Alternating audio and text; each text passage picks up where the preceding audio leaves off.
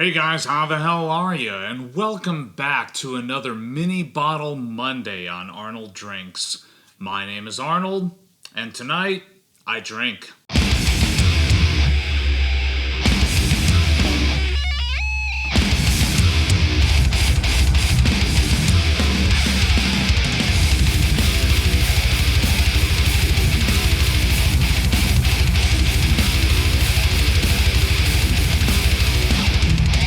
So tonight, I am actually enjoying a Glenmorangie.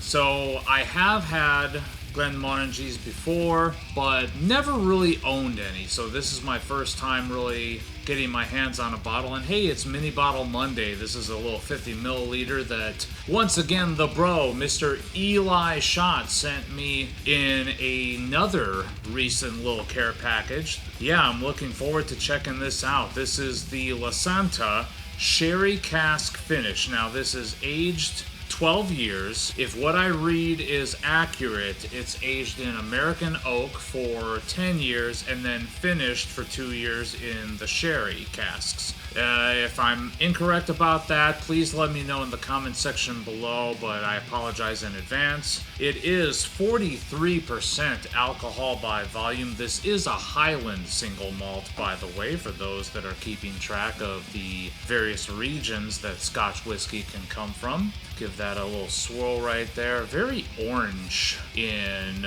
the glass. A little bit more orange than I'm typically used to. I'll bet there's a little bit of red coming through there from the sherry finishing. Oh wow. See, right off the bat, I'm getting that sort of like kind of apricot brandy note, a little bit of plum, a little bit of raisin. Like in just a few seconds, it was just like a flash. There it is, right away, kind of letting me know what I'm in for. Small amount of earthiness present. Small amount of citrus in there too.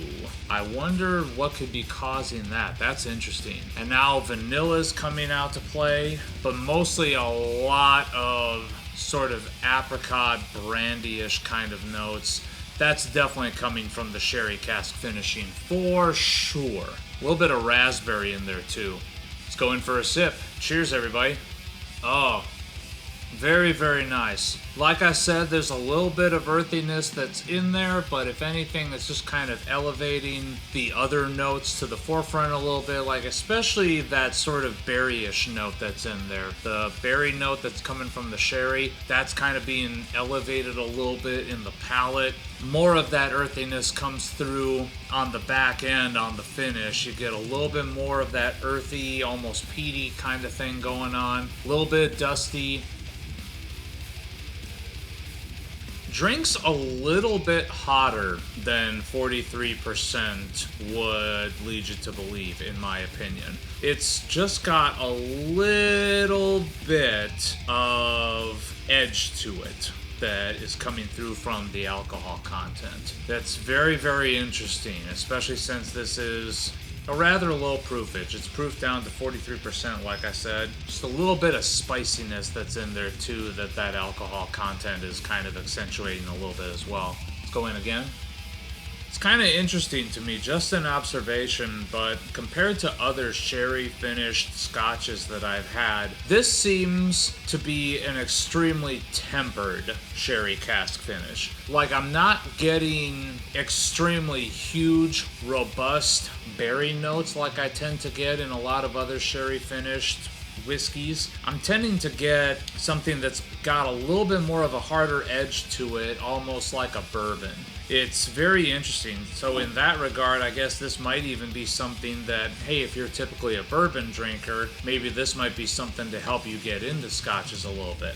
It still has that earthiness that you get from a lot of scotch, but I don't know another better way to describe it except to say that it just has an interesting little edge to it. It's hitting a little harder. It's hitting a little hotter. That is definitely not to say it's bad at all. Quite the contrary. It's quite good. It's just different than what I'm used to is all. I'm not exactly sure if I'm a fan of that sort of oaky astringency and more mature notes that are coming through on this, along with that sort of alcohol bite. It's just something that's a little bit off-putting to me. Like the peat I can take, the various fruit and vanilla notes I am in love with, but it just seems like there's this interesting note that should be in the background, but it's coming a little bit more to the forefront. That sort of mature oakiness, a little bit leathery too.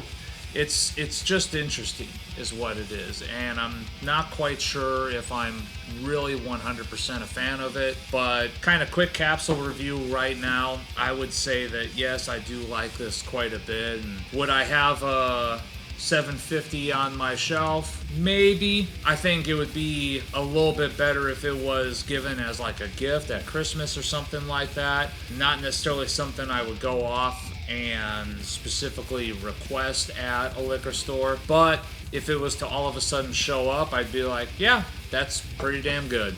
So thank you guys so very much for tuning in. Please remember to like this video, subscribe to this channel, and as always, remember, take what you do seriously, do not take yourselves too seriously.